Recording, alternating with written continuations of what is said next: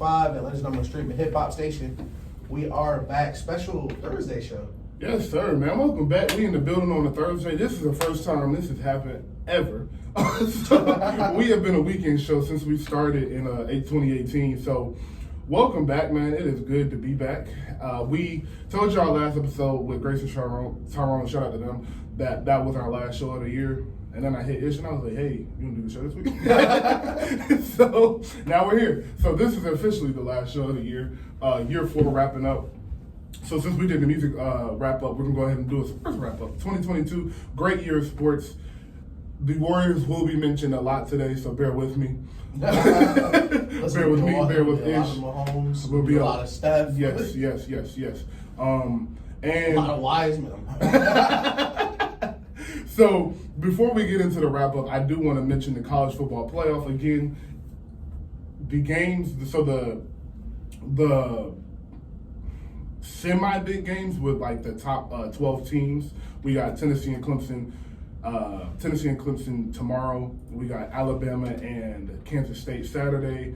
USC. Alabama fans so mad they playing Kansas State. Bruh. Alabama's mad they playing Kansas State. They finna score 60 points on Saturday. That is in New Orleans at noon. And then at 1 p.m. on January 2nd, we have USC and Tulane. Don't know why, but that is existing. And then we have Utah and Penn State at January 2nd as well. That's the Rose Bowl this year. And then on Saturday, you know what's Saturday, Georgia and Ohio State and Michigan and TCU. That's kind of where I wanted to focus on for a little bit. What you expecting, man? It's in Atlanta. Before we start this conversation, get out of Atlanta if you can on Saturday before 6 o'clock, because really before 4 o'clock, because my God. Listen, if you are not on the field for the bowl game, or you got tickets, you have no reason to be in the city. No reason to be in the city. Or you will not be able to leave the city, bro. You just won't be able to get out. Exactly. So, and it's New Year's Eve that night. So, please don't even think about leaving the house. So, but to the Michigan TCU game. Find a nice book. Yeah, nice book. Just bring in the new year with a glass of wine and a book. Don't think about going nowhere else. I think TCU, listen, hell of a season. Hats off to y'all. Salute. But we done seen this movie before. Come on now. Tom Cruise saves the people at the end. Y'all finna get worked. Like, come on now.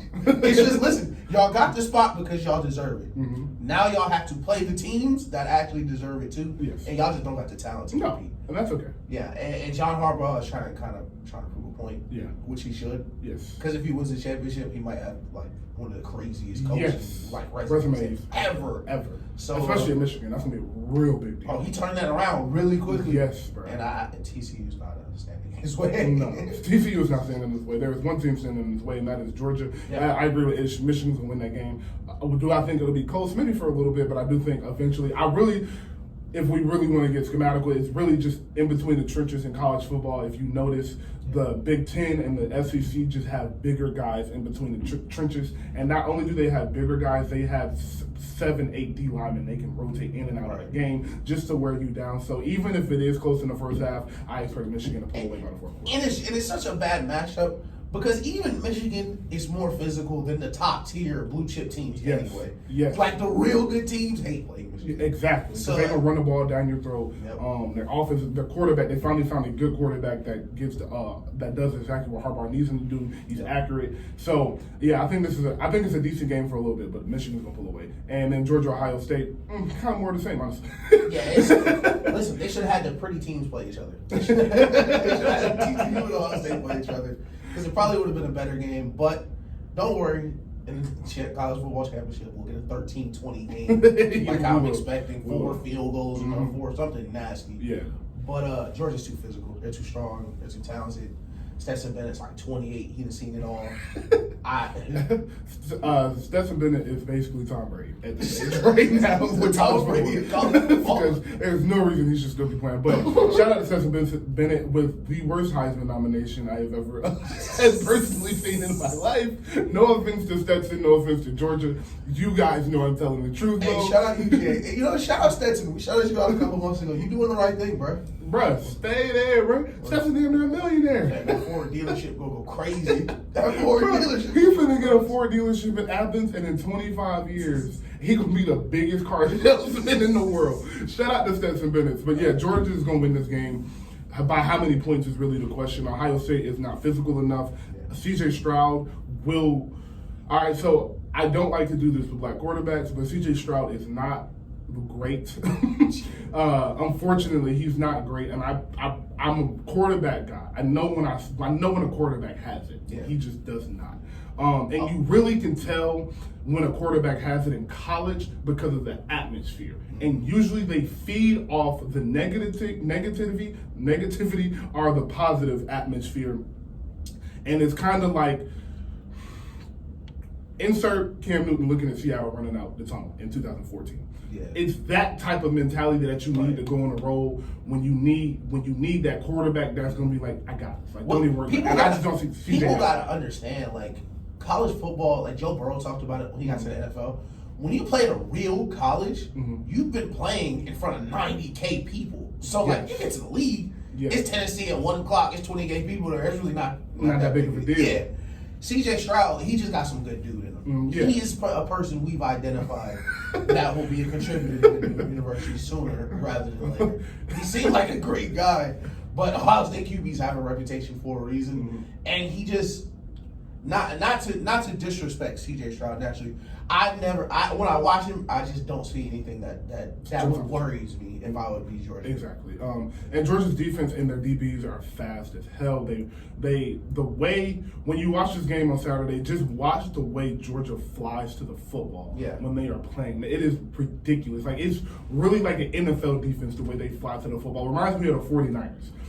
This year, because if you watch the 49ers, there's 6-7 people coming to the ball every single play. So all that cute shit Ohio State like to do with the jet sweeps and all that motion is just not going to work. Kirby Smart is going to have them boys ready to go. You're going to have them motivated, and they trying to go back to back, bro. Man, listen, like, this is a big deal, bro. They're trying, and they have really something to play for. Yes. No one has gone back to back in the college football playoff era.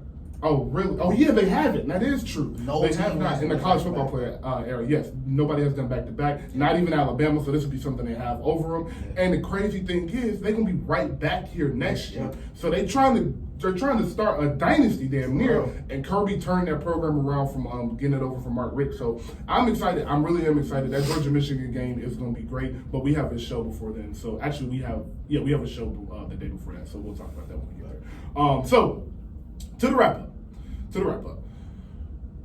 I'm excited for this because, like I said, sports have been great this year. So I do want to start with the championship games, man. With the championship games, I will first start with the Super Bowl, bro. The Super Bowl was great. Yeah. I had a great time. That playoff run, the whole 22 NFL playoffs was one of the best playoffs I've ever experienced, from every game coming down to the wire. It seemed like every game you got done, you was like, damn, that was a lot. And then the next game, it was the same thing. So what do you remember from the 22 NFL playoffs that really stood out to you? You know what? So, of course, as a Tom Brady fan, I do remember that Rams game, but I remember it differently than other people. So watching it from a non-Patriots perspective, I finally get it. I finally see what other people are seeing. The plot armor that Tom Brady walks around with is just ridiculous. We watched the eventual Super Bowl champion. They couldn't snap the ball. They literally could not turn around and they outplayed them the entire game. And then for 20 minutes, it was just like the Twilight Zone, where things were just happening. Just going wrong. And you know what? I get it. And if I was not a Patriots fan and that happened for 20 years, if I watched him win it for 20 years, I'd hate him too. Yeah. But overall, I think the Cooper Cup effect. And we're going to talk about the Vikings and Jamar and Cincinnati, even Tyreek. But I think when we were growing up, wide receivers reviews like, oh, that's cool, but you really don't need a wide receiver on the championship. Or we're not going to spend big money on wide receiver because what wide receivers are winning? Cooper Cup shows you, like, hey, the NFC's not crazy. If you have one wide receiver that's just like, all right, I'm just going to win every third down that we need to win the game, you can do that and carry yourself to the Super Bowl. Yes. Because the Rams, Jalen Ramsey, Aaron Donald, of course, great defense, but they weren't all-time great defense. Not last year, no. Offense wasn't an all-time great offense. It was really Sean McVay, And all right, we're gonna get Cooper Kupp on 3rd and 4th down until you stop him. I don't know. Exactly. And I think that was a blueprint for teams that we think, might not be as explosive like the Vikings or the Bengals that'll say, all right, we're just gonna put it in our playmakers' hands. And if y'all just happen not to have a DB worth his salt, y'all might go home today. Good luck. Yeah. and I think moving forward it changes kind of how, because it's a copycat league, everybody's gonna copy the winners. But the Rams shows you like, man, this superstar QB, crazy defense, figure it out. Yeah. Because look at them now. So Yeah, what was yours? It was two things. One, it was the two people you mentioned, Aaron Donald and Cooper Kupp. Yeah. It was really showed me that because of the way football is changing slowly, it's very slowly. Because if you really look at the way football has changed, it's been about a 10-year span of us trying to get out of that. We're going to run the ball down your throat until this is a very pass-heavy NFL. And some teams, you have Derrick Henry, you're going to run the ball 30 times. To your point, this year will be the 10th straight QB to win MVP. Yes. So you see where we're heading towards the quarterback the MVP is giving just a quarterback award. We're getting to what Justin Jefferson said a little bit towards the end of the show. But it's pretty much just the MVP award. But it's showing me that because of the way NFL players are going, first off, the NFL is going, you have so many teams that pass the ball 50 times a game that a defensive lineman and a receiver can really take you to a Super Bowl. Yep. And I think Aaron Donald and Cooper Kupp showed you that. Aaron Donald, okay, we have to mention Von Miller. Von Miller was on that team. Sure. So we do have to mention Von Miller. Aaron Donald, Aaron Donald and Von Miller. That defensive line changed life for them because you already had Jalen Ramsey shutting down the side of the field. So now with that, you had it to where I can't look that way, and I only got 2 seconds because Aaron Donald and Von Miller come down. So that changed everything. And then, like you just said, everything with Cooper Kupp, bro, it was like, if you can't stop him, you can't stop this offense. Exactly. Because this has a lot to do with coaching. We will not leave that out. Yeah, with Sean McVay, he knew if he could just put Cooper Kupp in positions, move him to the slot, move him out wide, you just never knew, send him in motion. He sent him in motion a lot. So if you do all of those things and never let the defense just get set and focused on him, so where they can easily double him because he's always out wide at X or he's always out wide at Y, you can move him around and he can just beat you by himself. Cooper Kupp won that game in that 4th quarter. Like, simple as that. It was simple as that. And he won the game before that in Tampa too. And he won the game in Tampa before that. He sure did. I forgot about that. He sure did. Took it 12 wheel right up the seam. Right up the seam. Good night, everybody. Yes. So that's really what I saw, and I think this is a beautiful time because if you look at Miami, Miami is not where they are without Tyreek. Nope. If you look at Minnesota, they're not where they are without Justin Jefferson.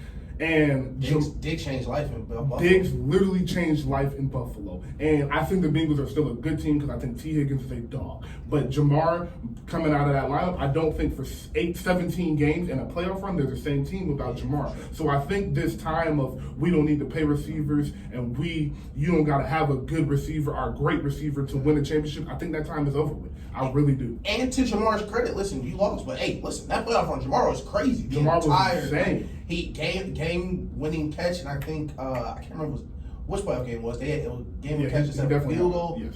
Went upstairs on Jalen Ramsey to start the Super Bowl. Yes. Those players, those wide receivers, and you see it now with Justin Jefferson. And I guess we could use this to transition to the MVP. But Justin Jefferson is on my fantasy team, and I had the 2nd pick in the draft. So Jonathan Taylor went 1. So I had to look at Cooper Kupp and Justin Jefferson to decide which one I thought was going to have a better year.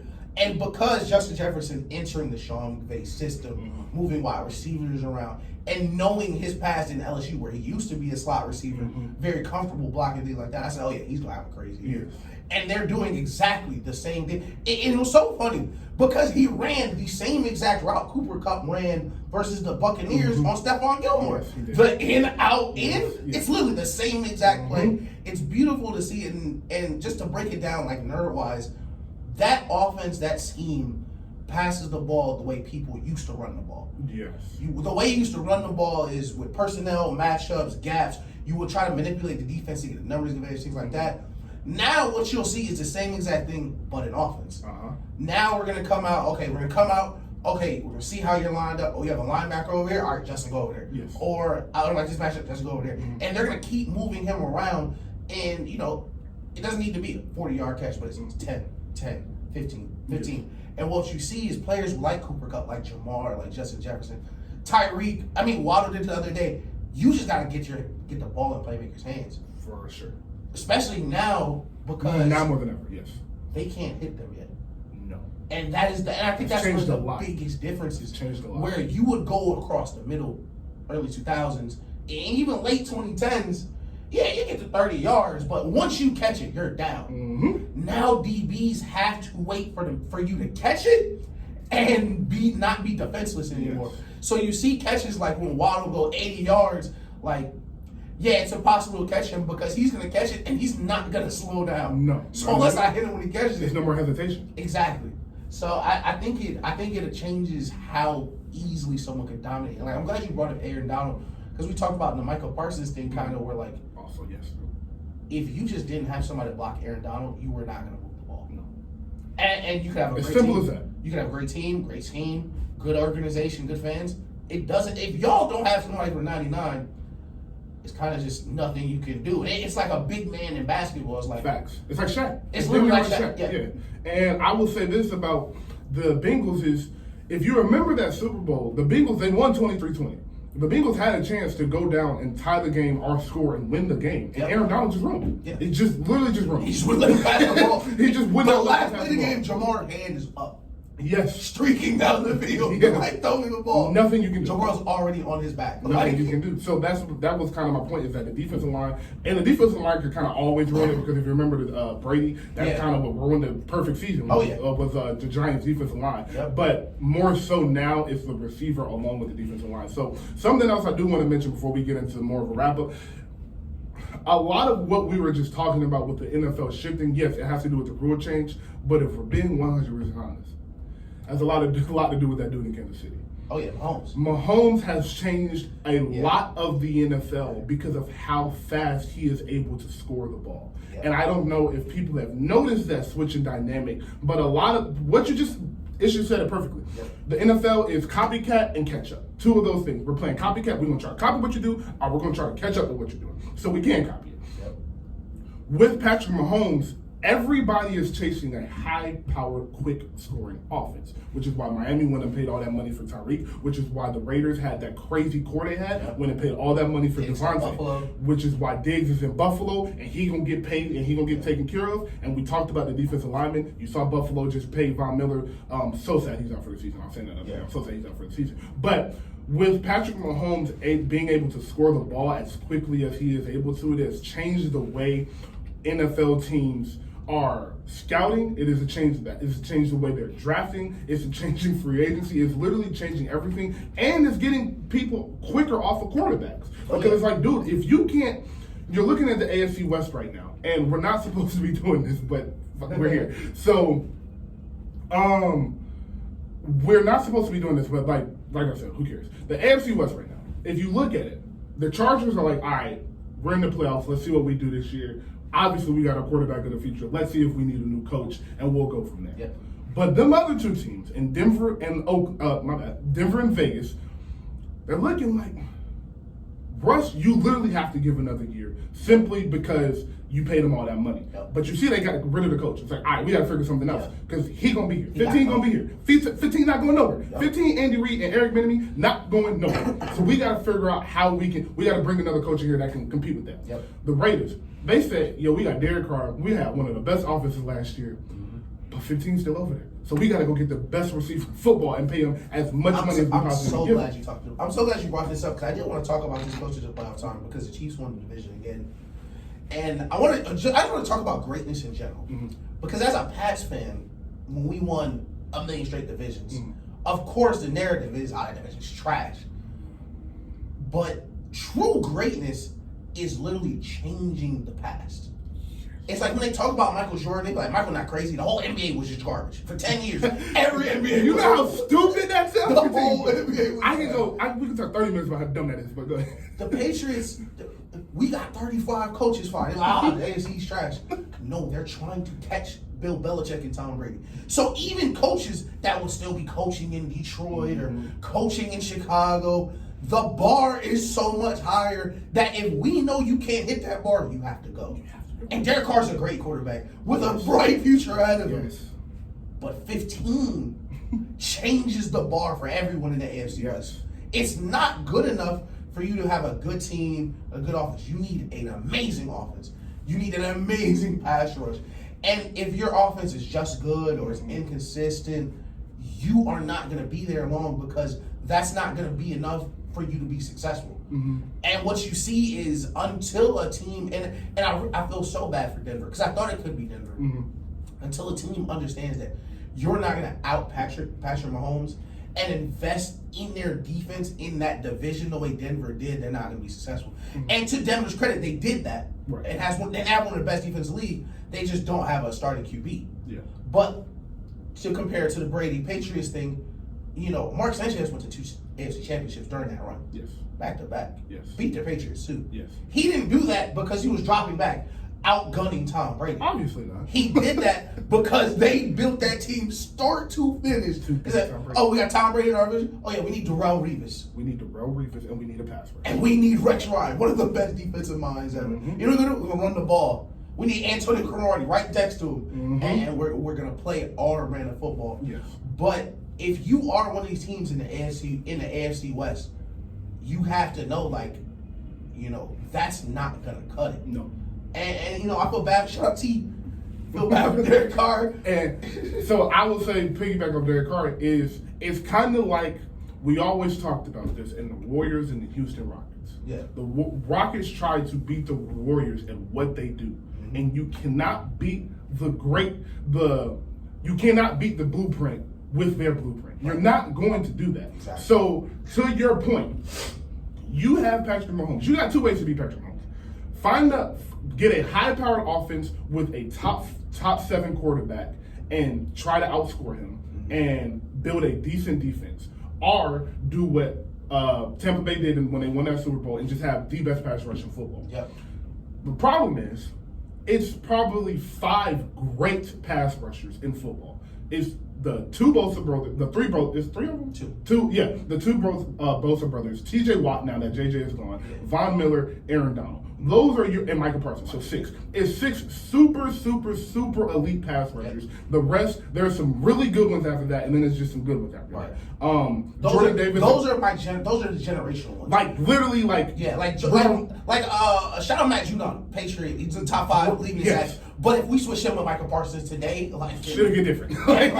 So it's like Matthew Judon would be in that tier that right under them, but it's just something like Nick Bosa's generational. Mike Parsons is generational. So unless you have that, you got to build your offense to do it. And so the Raiders are looking at it and it's like, well, Derek, we have given you time and time again. And it's not that Derek can't play football. Derek will get a job very quickly after this. And he will be a decent average quarterback. He is quarterback 12 to 18 in the league, 12 to 20, somewhere in there. And you can build a perfect defense around him and you can win football games. For sure, But you can't do that in the AFC. Exactly. And Vegas is seeing that. And it's like, all right, we can't win with him there. So we either got to go get Brady, we got to go overpay for Lamar, or we're going to have to overpay for Brady for 2 years, or we're going to have to bring Cam in.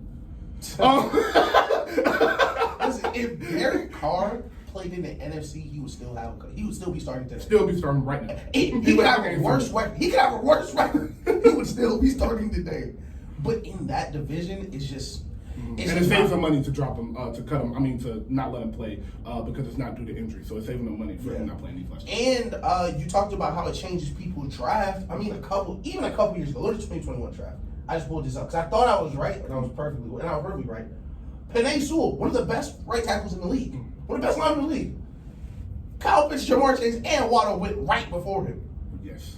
And one of those teams, Cincinnati, we all love Jamar, and I'm super happy he ended up where he is, especially because they ended up fixing the offensive line anyway. But if 10 years ago your franchise QB just blew his knee out because y'all couldn't protect him, you're picking a lineman. No question about it. Not anymore. It was 2014, 13, 12. Yeah. This is less than 10 years ago. They was looking at you like you was crazy for picking a wide receiver to the top 10. They was like, what are you doing? Literally. Like, other than like Calvin Johnson, like if that's not him, what you doing? Like, and I will say a lot of Kyle Pitts' issues is the Falcons, not Kyle Pitts. I feel so bad for Kyle. I feel bad for Kyle Pitts because his pick at 4 wasn't a bad pick if you are the Bengals and you can afford to do that. If you're Minnesota and you just need that, the Falcons shouldn't have done that because of where they were. But Kyle Pitts, that's not a pick you make 10 years ago, 12, 15 years ago. You know I feel bad for Kyle Pitts, and I feel bad, and I feel bad for Pitts the same way I do Wiseman, because he did not pick himself 4. Right. Someone else picked him at 4. Yeah. And Kyle Pitts has the talent to be one of the best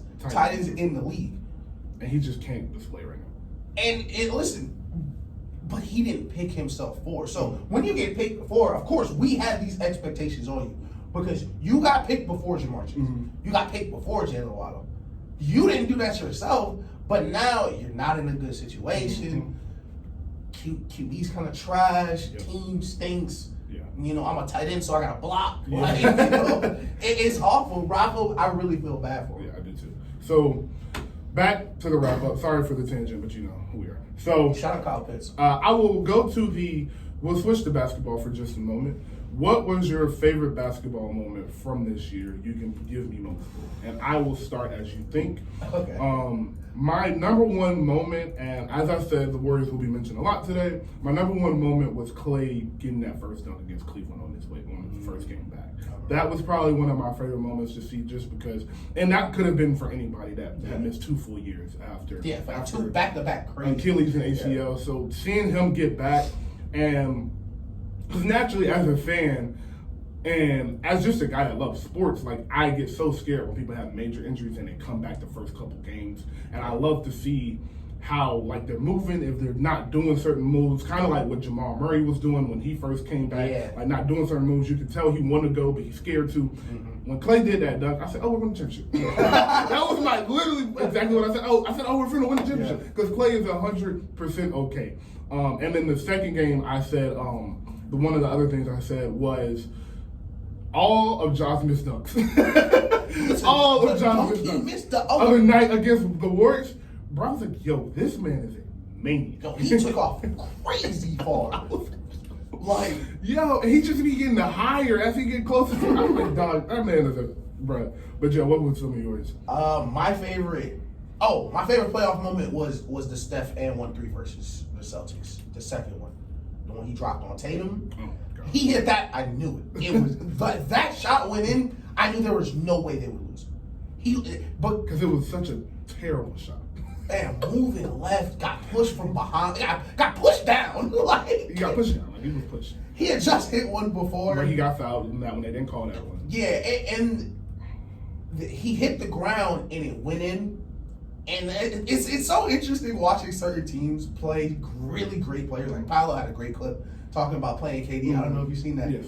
But he hit it and it was like, damn. He hit it again. It is just really not. I think that would be my number one moment. That or him tapping the ring for you. Yeah, tapping the ring. Yeah, I think both were on the road too. Shout out, yes, listen, they were. Shout out, listen. We talk about the bubble. Every year we get farther from the bubble, bro. That look worse and worse, bro. Because the fans really matter. They really matter, about the bubble. They be like, it was elite hoops, and they was just focusing strictly back. I was like, the fans and the travel have so much to do with the playoffs that you can't. Never. But another. Did you hear Draymond? Like, I was walking in there done. What, bro? Like, come on, man. But another moment I had from the basketball was the All-Star game. I thought the All-Star game this year was phenomenal. I thought there was kind of this was the one where Steph went really he had 16 threes in his All-Star game. Yeah. That was I still had this picture on my phone, the one where he shot from half court and he was back at the free throw line before the ball went in. And then the game ended with LeBron hitting the game winner in Cleveland after Steph had hit the 16 threes. And, you know, Steph is actually technically from Ohio. Yeah, it was on the same hospital. Yes, so that was a really great All-Star game because it was kind of like the best of both worlds, because I'm more of some people are like, they need to play super hard and it should be 120 to 110. Like, no, it should be up in the 140, 50s, but you should get 10 great minutes of like the best hoopers in the world. And listen, we give Adam Silver a lot of flack, and we'll see, you know, what he does in the future. But the restructuring of the All-Star game was probably one of the best things he did, just where every quarter is scored differently. Mm-hmm. So the first 3 quarters, y'all can relax. Yes. With the fans, we can get what we want. Mm-hmm. LeBron throwing 360 oops, Steph shooting whatever.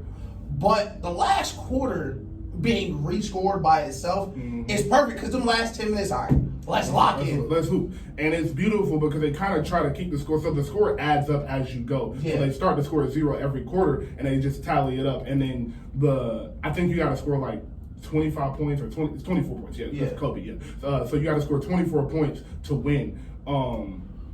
So like if Ish has 12 points, use easier numbers. If Ish has 10 points and I got 8, then the winning number is 34. Oh, 34. Yes, 34. So that format is beautiful and it works every time, and you really see how great them NBA players are because they score them points fast. And you know what else? No one else is going to say this.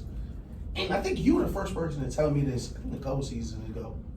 You get to see who they really think can hoop too. Mm-hmm. There's only 10 people going to be on that court. There's only going to be 10 people. You're going to see who they think can really hoop. Who the real all-stars them last 10 minutes. You're going to see who on the court. And that means something to them. It really means something to them. And who not on the court too. Yeah. Because I remember last All-Star game I was watching, and Darius Garland really was trying to play. Yeah. And it was just like, it's not your time yet. It's not your time yet. And listen, this year might be a year, Darius.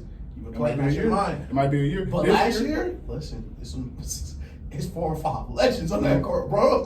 Bruh, like a couple of them had just walked out to the top 75. Remember that? Bron, Steph, Katie, shaking Michael hand, and Giannis was shaking Michael hand. Like this top 75, my dog. Like we finna play, dog. Like every NBA legend ever is in here. Like, man. So that was also on my list. Was the top 75 ceremony. Again, rest in peace to Kobe. But it was beautiful to see all them legends in a one room and really see the magnitude of like the game, like just in one area, and really see like, damn, like without bruh right here, without Bill Russell, because rest in peace Bill Russell, he passed away this year, but he was at that no, he wasn't able to go, but Kareem was there. That's what it was. Kareem, Shaq was there.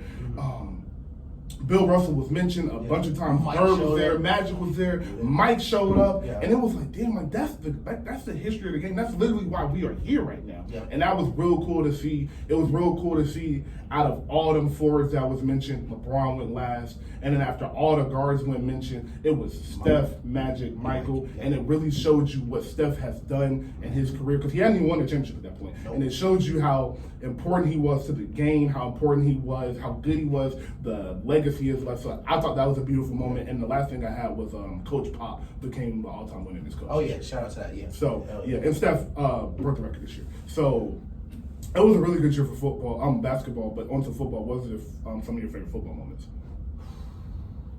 Favorite football moments? At least 3 of them were Vikings games. At least 3. Vikings games have been crazy, bro. This season too. The 33-0 Vikings game a couple weeks ago was crazy. Oh yeah, listen, we haven't talked about that. I forgot because we did the wrap-up show. As I mentioned, I got Justin Jefferson in fantasy. Kirk Cousins is my fantasy QB. I woke up because the Vikings game. I don't know what time the Vikings game. It might have started a little earlier, maybe 1 p.m. It was a Thanksgiving game. It was a Thanksgiving game. So I woke up and I'm saying, people said, I'm checking the score. Justin Jefferson got like 2 points. Kirk Cousins got negative. They down 25. People sending me pictures. Justin Jefferson hurt. I'm like, damn, this might be it. No. Kirk Cousins and Justin Jefferson rose from the ashes like a phoenix to save my fantasy season. And they put up 30 points each in the second half. Incredible. The Bills game, I mean, like serious. You can fumble the snap on the 1. You really go fumble the snap on the 1. Josh Allen all on the 1, bro. You gonna fumble the snap, and then they recover for it, bro. It's so many great football moments. The 13 seconds with Patrick Mahomes was insane. What an incredible 2 plays by Patrick Mahomes and Patrick Mahomes, Travis Kelce, and Tyreek Hill. What an incredible 2 plays by them. A heartbreaking final act from those 3 for everybody else. But if anything would encapsulate why those 3 players were so unfair to be on one team, it was that 13 seconds. It was, and it seems like an eternity if you watch those videos. Like it's no way those 13 seconds. Like it feels it looks so effortless. So effortless, and it was like Like, you had confidence. Cause you remember they went down and they tied the game. Yeah. No, they were losing. They were winning. Yes, they were winning the game like Buffalo was. And you know what I'm saying? Buffalo was up by 3. And you were like, damn, they really finna go to the AFC Championship. And everybody was like, well, hold on. Yeah. give it a little second. Yeah. And he got it done, bro. And they won the game, ended up winning the game, didn't even get Josh Allen the ball back. It was one of the best football games, playoff games I've ever watched, honestly. It's hard. It's so sad. One of them games you wish nobody had to lose. Like, it's like, damn, like, I'm sorry. One of them games, like, you walk away and you like, well, charge us to the game, bro. Like, we did everything we could. And you know what? No, and people joke about Josh Allen, like, nobody gets credit for losing like Josh Allen. Man, sometimes you do everything you can.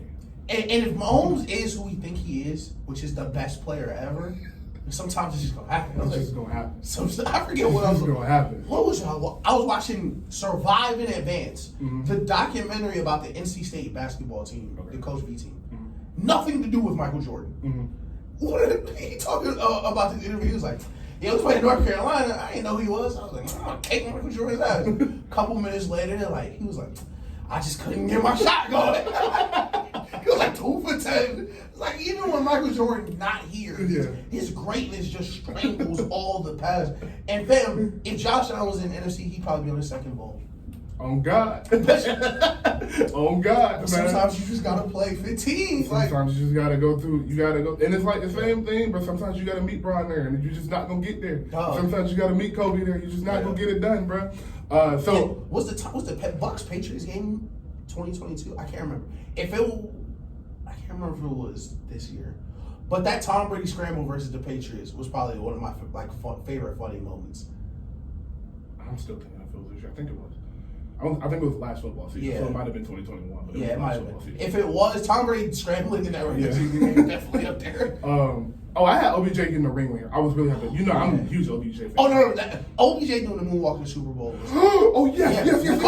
We called that. Yes. You called that from the moment. You said he gonna moonwalk. You said he gonna score and he gonna moonwalk. And that's exactly what he did. And listen, I'm so mad he got hurt. Because listen, Odell's gonna win the MVP. I said the moment we got here, I was excited. It was one of them predictions. I was like, I'm so excited to get this one because I know I'm gonna be right about it.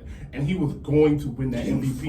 And Ramsey said it. He was like, OBJ was going to win that MVP. He was like, it was nothing stopping him because they was doubling Cooper Kupp, and you wasn't going to start guard OBJ one-on-one. And he would kick them. Crazy thing was his ACL was torn before all of that. Yeah, shout out to Odell. Shout out to the freak athlete. He's a freak athlete. Hey, listen, I know how that feel to go hoop without one. He is a freak athlete, man. Shout out to OBJ getting that ring. And I would say another quick one was this Christian McCaffrey trade for the 49ers. That was one of my favorite moments because I'm a big Christian McCaffrey fan, and I felt like he deserved to be out of Carolina. Marcus Jones punt return versus the Jets. As a Pats fan, that was a great punt return. It was a great punt game winning punt return. A game winning punt return is really crazy. So shout out to Deshaun Jackson. Deshaun Jackson. And then one of the last two more, I have the emergence of Joe Burrow. I have really enjoyed. I love quarterbacks that just display the it factor. And as Joe Burrow ain't the biggest dude in the world, he ain't a freak athlete. He just got it. The confidence that he brings to his team, the coolness he brings. It is really amazing to see in real time because it's no moment. It's kind of like the Patrick Mahomes Brady thing. It's like there's no game you really feel he out of just because he always feel like he can come back. Yeah, shout out Brock Purdy. Shout out Brock Purdy. He was like, well, he still strong. He's like, well, it's Tom Brady. And the last moment, who I've been excited to mention all day, my favorite football moment from this year is, shout out to Future, welcoming Russell Wilson to Good Dude University. Yes, sir. I cannot wait to cut the tape on the wing that Russell Wilson has provided for Good Dude University. What he's given us, we can't really put into words. We have been right about a lot of stuff, bro. Russell Wilson, we might have to move you up to the dean. I'm not gonna lie. Next season, if Russell Wilson is not a top 5 QB, he might have to retire. No cap. If Russell Wilson, seriously, if he plays as bad as he does this year, I think it's done. I think he will retire. Because I have never seen the sports world hate someone so quickly. Like they're furious at Russell. Did you see Shannon Sharp talking about him? But Shannon Sharp was digging into him. You know how bad of a guy you gotta be for Tyler Lockett and Bobby Wagner not to like you? Tyler Lockett, one of the nicest people in the world. Why do they hate you, Russell Wilson? Like, Bro said they got his own office in Denver. Like, what are you doing? Who do you think you are? What do y'all think he do in that office, bro? Like, what do y'all think he be doing? And every Russell Wilson story feel more made up than the last, but they be true. Like, fam, we're on an international flight. Why are you doing lunges? Fam, if you don't sit down, bro. I will beat your ass. Yo, sit your ass down. Yo, the lineman coming off the field screaming at him. He's like, oh yeah, we on the same page. No, y'all not. Y'all clearly not. He would be screaming at y'all like, yo, you thought the same thing. That's not what the same page is, Russ. I'm just to be honest. That's a little, I don't know what you think the same page is, but that's not it. And somehow, listen, shout out Pete Carroll. Nobody having a better year than Pete Carroll. Maybe, you know what? Next year, I'll say next year. He's having a great time coaching football. Yeah, he's having a bunch of fun. They got the Saints' first round pick. They got a top 5 pick. He's on top of the world right now. But Pete Carroll, when he drove home after Geno Smith was leading the league in passer rating, I'm sure he enjoyed a nice glass of scotch. He has had a good couple laughs this year. For sure. And you know what? Russell Wilson's suspense. And I want to say this too. You should feel awful for getting Nathaniel Hackett fired. Because even if he is a trash coach, you're the reason he's fired. Because Brandon Staley woke up this morning, he's still employed. Brandon, you know who still got a job? Cliff Kingsbury still got a job. Not for long, but he got one. You got your coach fired before the season was over. Fam. And you know what? 55-17, dog. I want to apologize to Nathaniel Hackett. Baker Mayfield? I want to apologize to Nathaniel Hackett. Because week 1, he did not go for it on like 4th and whatever with Russ. We were like, what are you doing? That's Russell Wilson, bro. Like, y'all just gave him this money. In hindsight, the field goal probably wasn't that bad of a choice. Maybe been the best move that made all season. This nigga said, hey, we can get 3 yards on us or kicked a 58-yard field goal from midfield. And they was like, you know what? You want to know how we know he's a really good dude? Because that was week 1.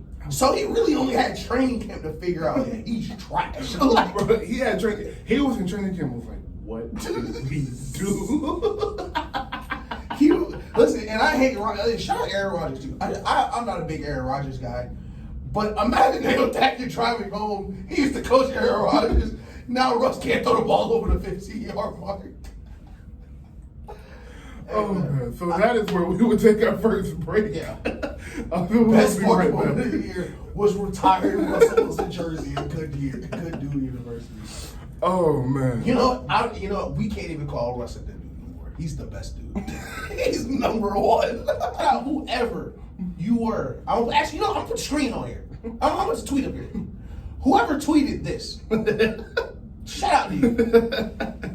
Because comparing Marcus Mariota and Lamar Jackson might have been the dumbest thing I've read on Twitter all year. And all year is a pretty big bar. Dumbest thing I probably read on Twitter all year. And I read a girl said she didn't know ham was pork until Thanksgiving. And you still beat her out. While we're shouting out, as we said, Spotify, Apple, YouTube, shout out. We are on all of those platforms. I would also like to shout out Lil Wayne. He became a professional skater this weekend. Yes. I remember back in 2012 when he first started skating, everybody was laughing at him. It was like, what you was doing? They was like, please just rap, bro. Yeah. And now he's a professional skater. I don't know why Scotty was arguing with me that he couldn't skate. I promise you, he would not be deemed a professional skater by professional skateboarders if he could not skate. I would say this. I didn't say that. But if Lil Wayne wanted to be a professional skater, I feel like he would have the free time to do so, considering he's been rich since he was 15 to learn how to skate. So I feel like if anybody would know how to skate, it would be him. For those of you that don't know this, he has a skate ramp in his booth. Like it is a half pipe in his booth for him to like stop recording and go skate. And then in that booth, same like studio, there is a skate park in the studio. So like his skate park is also his studio. So that's where he spends most of his time. So don't ask why I know that. But on to our wrap up. Biggest disappointment from the NBA this year. 2022. Oh, easy Timberwolves. Timberwolves. Okay. So I thought you were going to say that. So I said the other team that I was disappointed in. You gonna say Phoenix? Yes. Okay, all right, cool. I'm gonna say Timberwolves because not only did you have the talent to make the playoffs, once you got to the playoffs, you imploded. Mm-hmm. Your best player at the time, Carlton Towns, showed that first he can't be a leader, doesn't have control of his emotions, and not good enough to win a playoff game as the best player. To the point you almost had to bench him. And then after that playoff series, you blew the team up and got worse. Yes. So that's easily my biggest disappointment. I had super high expectations for them. But you know what? I'm starting to figure out D'Lo's a super good dude, apparently. Yes, he is. Listen, did you see the quote? Yes. Listen, wait until somebody shut up in a minute. Yo, shut up. For real, shut up. I don't even have to say that. What y'all think the people playing against Shaq that felt reading those tweets about him playing football? Football, bro. He scored 43 points for you, and your excuse was he playing football and we playing basketball. You know, I want to call you something so bad, boy. Listen, if I you lucky you're 6'5". The minute I read what you said, I said, I can't call you what I want on the air. The first word that I thought of can't be on this air. Man. But you're one of them, for sure. Come on, man. But my biggest disappointment was the Phoenix Suns for sure. That meltdown that they displayed in the Western Conference semifinals against Luka was really on some y'all. It felt very weak to me. As men, you just can't let that happen to you on your home. It's almost indescribable. Seriously, people are still people were waking up the next morning seriously, what happened though? What happened? How did that happen? You lost by 42 points in a closeout playoff. And you know what? I can understand like the Lakers Celtics, the last game 7. It was close for a while, and then it got out of hand, and it's over. So people, y'all were done in the first quarter. First 5 minutes, Luka had ended the game, and the score was still close. But in those 5 minutes, and it goes back to what I said about Devin Booker, Devin Booker really looked like a superstar. And then a superstar step on the court, you got that Chrysler effect. You look like a Rolls. Till Rolls Royce pull up. Rolls pull up. And Luka shows you game 7, Luka rolls. And we'll talk about Luka, the crazy 6-1 triple double, and talk about that. But a lot of people are like, how do y'all like Luka? Y'all hated Harden. If Luka was playing trash in the playoffs, people would be talking about him the same exact way. The difference is he just don't. If Luka got to the playoffs and played bad like Harden did for 8 straight playoffs, people would be saying the same thing. But Luka plays better in the playoffs. Yes. And that 5 minutes solidified his future. It was oh yeah. He's here. Because before, if you remember, he had played Kawhi and the Clippers twice. And he had been bounced in the first round. And I remember, I was like, man, if he could just not play the Clippers, we could really see how crazy he is. And boy, he gave it to y'all. He handed that pillow over the nastiest way. And that was kind of the thing. I just didn't like how it looked like Phoenix. It seriously looked like something happened in the locker room the day before the game, and they was just I don't want to play no more. Yeah. And that's weak. So that was definitely my biggest disappointment because you had the best record. Actually, blew the series lead too. Everybody blew the series, but they did have a lead on it, and that's what I'm saying. So I think something happened in that locker room, and we'll just never know about it until all comes out after the team. Somebody will get a camera in DeAndre Ayton's face when he leaves. Yeah, because DeAndre Ayton still hated. He hated there, and I don't know what. DeAndre Ayton from Phoenix, I think. Bro, he went to Arizona. I don't know what dude problem is. You know how angry you're gonna be to hit your hometown. Oh my God! Another disappointment was not this year. This is all year. So this is the 2021-2022 Brooklyn Nets. Oh yeah, very disappointing. Getting swept. I was very disappointed in Kevin Durant and Kyrie Irving with that because we all year were talking about doesn't really matter about the season. Y'all got to stop them. But 85% of my disappointment goes to Steve Nash. Because a lot of that was coaching. A lot of that was they were tired of dealing with the coaching. It was super obvious. Yeah. So. Not going to put it all on Kevin Durant and Kyrie Irving, but that was disappointing. And the last one is not so much of a disappointment. I'm just kind of sad, and that's the Clippers, bro. Yeah. I want them to be healthy so bad, bro. And it's I can't be disappointed you tore your ACL. It's just I'm just sad. I want to see him and PG in a full playoff run, fully healthy. That's not in a fucking bubble. I will say disappointment ranks for me. I would go. Did I say first? Timberwolves. I went Timberwolves first, but to go back to the last season, I would for sure go to Lakers. And I would throw Philadelphia in there too. That's a good one. I would go Philadelphia as well because, we're on the clock, Philly. We're on the clock.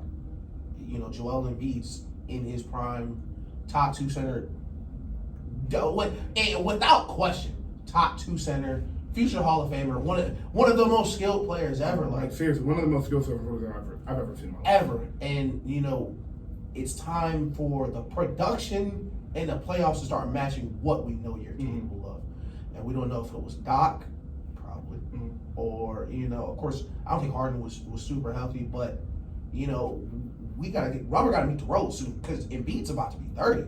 Yeah, bro, isn't that crazy? Like Jokic got plenty of time. Embiid about to be 30, man. And you done had them injuries. Yes, that's the issue. It's his injuries. So, you know, every playoff run is super important for Embiid. Hopefully this year they'll, you know, compete the way. But the East is so stacked, it's hard to say. But last year they would definitely be on my list. I completely understand that, but I will say this, and I don't want to go off on a tangent, but we probably are. But I think Joel Embiid will be Charles Barkley. Okay. And I think he'll be a phenomenal player. He'll have some crazy games along the way, some crazy playoff moments. He might even sneak and get into one finals. I just don't think in that East you got to deal with KD and you got to deal with Giannis and you got to deal with Jason Tatum for the next KD probably next 3 years and the other two the next damn near 10 years. Cavs too. And the Cavs are coming right behind him. And part of this is not his fault because Doc Rivers is a coach, and I don't think Doc Rivers is a championship coach. I truly do not believe Doc Rivers is a championship coach because I think he has had multiple championship rosters and has failed at every step of the way other than in 2008. I think they had and I think Kevin Garnett was damn near the reason I think they had two or three 6-minute years on their team at one point in LA, and they still lost. Yes. So I think a lot of that will be Embiid will just never win a championship, and I think that's okay. Like, if you really think about the history of the NBA, and you go start with Magic, after that, it's Magic, Bird, Mike, the two of the King, Shaq, Kobe, Duncan sprinkled in between there, the one with the Pistons, and Braun. Yeah. And the one with the Celtics, and then Steph. So it's like, not a lot of people win championships, right? It's a really, really hard thing to do. It's so hard. I think Jokic will be another one of those that never wins a championship as the best player. Now, he might get a second piece, and it's going to get real scary. But if he don't got to be technically the best player, and he get a number like an A, a 1A to be his 1B, man, that'll get scary. But I think as constructed, Denver will probably stay in that little core they are, and as long as they have that, I don't think they'll ever win anything. And that's especially okay. They have money allocated already. That's what I'm saying. So, I just don't think some of these players are so good, and because of the social media age, and if we're just being honest, just because we're older now, we're recognizing more things, and we're really starting to think back about the history of the league, and it's like, win a championship. They got to win a championship. And you realize, look back, and it's like, damn, not that many superstars won a championship. And that's just what it is. So, and D-Wade, you do sprinkle D-Wade in there, and it'll be some one-offs. It will be some one-offs. Like Giannis. I don't think Giannis wins multiple championships. I think Giannis may get one more, but that wouldn't surprise me if he didn't win another championship. Kevin Durant may retire with 2 championships, and they may be because of Steph Curry. That just may be what it is, as good as KD is. This league is full of insane amount of talent. A lot of luck has to go into you winning the championship because of the health that it takes, and your coach matters. Steph and Kobe have been Braun with Ty Lue were at a luxury with playing with a great coach that understood schematic advantages within a playoff series. Not every coach is good at those adjustments within in-game and in-series. Doc Rivers is one of those coaches, which I think he has a big time trouble in the playoffs. So I just think Embiid will be one of those players we'll look back and be like, yeah, he was one of the best ever, but he just never got it. Yeah, and like you said, fam, it's hard. It's hard to win. It's hard. Only one person wins the championship every year. Bro, think about that, bro. Only one team can do it, bro. Steph won that championship. Ain't nobody won nothing since then. It's just we gotta wait for it again. and you said this was a tangent, and you know what? This will be a quick tangent, but it makes me understand the Michael Jordan effect that he has, because what really clicked for me when I was talking about Steph in 2015, 2016, we were talking about eras in the NBA. And for a year and a half, Steph was the best player in the NBA. Mm-hmm. And if Steph win that championship, then that goes to 2 years and a half, where you're living in the NBA where Steph is the MVP, Steph won the championship. So so for every day you wake up, you're watching basketball. For 300 something days, 600 days, he's been the best player. Mm-hmm. For Michael Jordan, bro, we're talking about 3 straight championships in a row. twice. So that means for 1,000 days in a row, twice, he was easily the best player in the league. So I can understand where like the aura comes from because it's really hard to win. Mm-hmm. It's super hard. It's so hard to win, and it's a reason no one's three-peated since the Lakers did it. It's a reason, though. It's a reason, and it ain't because they ain't been no good team since. No, Warriors arguably one of the best teams ever. Fell apart because of injuries. Miami Heat fell apart. One of the best teams ever. Fell apart because they couldn't get up for the San Antonio. The last year they lost to the Spurs, they were old. That was the year they broke the record for games won in a row. Like, fam, it's really hard. It's just hard, right? At the end of the day, Kobe's Lakers was they were the last It was because it was Kobe's Lakers won two in a row. Then Bron won 2 in a row, and then the Warriors. And the Lakers, they got old. Yep. That third year, if you really watched them as the young Lakers fan that thought Kobe was just a god at that point, was like, oh, they're gonna win, of course. But if you really go back and look at their team, old as dirt, slow, terrible. They weren't a good team. They couldn't shoot. You were just trusting in Kobe. Ron Artest could barely move. Their official starting point guard still. So like that team just got old. The Heat, like we just said, they couldn't afford to play a big. D Wade's knees were falling apart, and Bron just really couldn't do it by himself because of how good San Antonio was and how they could shoot the ball. Yeah. Warriors fell apart because of injury. Like it is so hard to repeat. Real shit, bro. I don't know if we'll ever see a three-peat again. Oh, unless Victor is some guy we just aren't expecting. I'm scared of his body. I know we both are. I'm scared of his body. For sure. So, but listen, I'm glad you brought that up. The Pelicans have the Lakers first. So listen, they do a lottery system. It's not like the NFL. They don't need to be the worst team in the league. But if the Lakers, which they may be, which they're on track to be now, one of the worst teams in the league, you know, crazier things have happened. Man. If Victor end up in New Orleans, fam, we might be talking about something. But that could be a team that could possibly him, B.I., Zion, Herb Jones, the way they've developed that roster. And we are living in the biggest fantasy to bring you a three-peat. Yeah. And I am the biggest Warriors fan, and we have won the most recent championship. And I don't think we three-peat. I don't think it's a chance we three-peat. This just because I just think something's gonna go wrong. Like I just don't think it can happen. Like I think it's hard. So hard to do. You're a twisted ankle away from going literally, bro. You're damn near a flu away. Like Klay Thompson get the flu and it's over. So it's just like I said, there's a lot of luck going into that.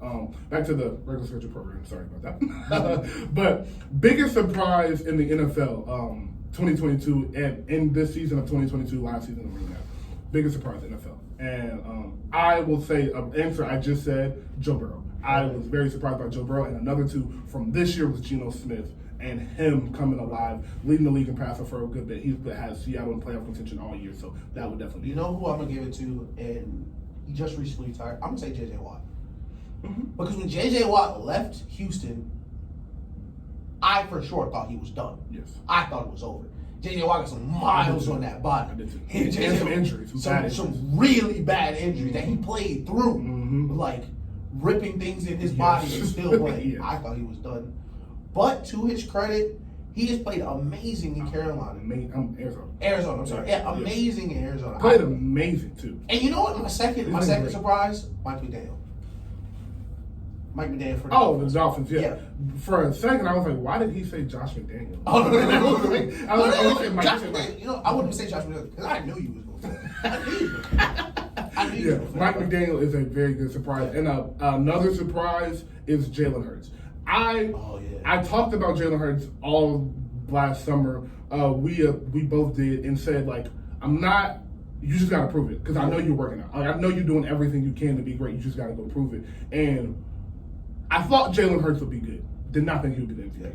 And I'm really happy to see that. I got one more. Shout out Barry, the Detroit Lions and Jared Goff.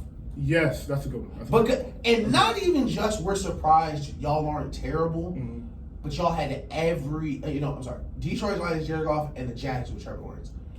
Oh, yes. Y'all had every reason to quit on this season. Y'all had every reason to be like, oh, yeah, we just stink. Yeah. And y'all didn't. Y'all stayed the course. Y'all listen, they literally believed in each other. Yes. And y'all have a chance to sneak into the playoffs. Maybe not the Lions after that loss, but the Jags definitely do. For real. I think those are, and especially Trevor Lawrence, because, fam, you got Urban Meyer as your coach. Y'all was real trash. Y'all was real bad. You know, And QBs, like, even Trevor Lawrence, they be calling him the prince that was promised. Like, everybody got a timer. Everybody got a timer. And shout out to Trevor Lawrence, because you dealt with Urban Meyer for a year. And a lot of people didn't have to deal with that. Exactly. One of the worst coaches in the NFL, not built for an NFL locker room, because, not going to get into that, but he is not built for an NFL locker room. So shout out to you for getting through that and becoming, like, next year we'll be walking in week 10, week 12, and we'll be talking about, that boy might be top 5. Like, he might, listen, because they have an easy division. Mm-hmm. And until we see the schedule, I wouldn't want to make too many predictions next year. But if they play an easy schedule, he could be an MVP conversation. Yes, next year, 1,000%. Yeah. He has looked incredible these past couple weeks. So, bigger surprise in the NBA this season. My answer was easy, bro. Mine was Jason Tatum. I was like, I gotta mention him first because he showed you what. Not he alone, but it would be Jason Tatum and the Boston Celtics. Yeah, I would say it like that. And I would throw Jason Tatum and Jaylen Brown kind of together, but Jason Tatum a little bit separately because, like, the work he has obviously put in, not even a question. It's not like, I wonder what he's doing. It's obvious. You are working. You are working on your game. And not only are you working on your game, you're either watching film or you're listening to your coach. Yeah. Because the shot selection the way his shot selection has changed on a game-to-game basis, starting with the last year's playoffs, was something really to marvel at. Like, wow, it's really clicking for you. Exactly. And the Warriors got him out of sorts, but dude, it's the Warriors. Yeah. Don't worry about that. You went toe-to-toe with Giannis, and people talk about that series and like, he didn't have Chris Middleton. I'm like, yo, that series was even. Yeah. Stop acting like because he didn't have Chris Middleton, that series was not even. Because if Giannis is the best player in the NBA, then he is the best player in that series. And then it goes Jaylen Brown after. It goes Giannis, Jason Tatum, Jaylen Brown, Drew Holiday. Yep. Those top 4 players, Drew Holiday and Jaylen Brown, are very close. Mm-hmm. Jaylen Brown is a better scorer, but as far as basketball players and what they mean to their teams, very close. Yeah.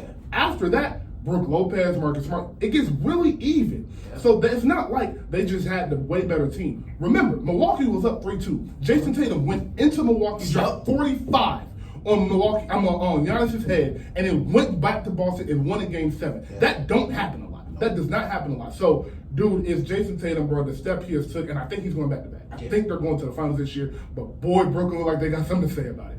We can talk about that later. I'm really glad. And it was one of the first things we talked about when we talked about the Celtics, and the first thing we both said was, fam, you just have to start taking better shots. Yes. And Kobe hit these shots, fam. But Kobe played 20-something years.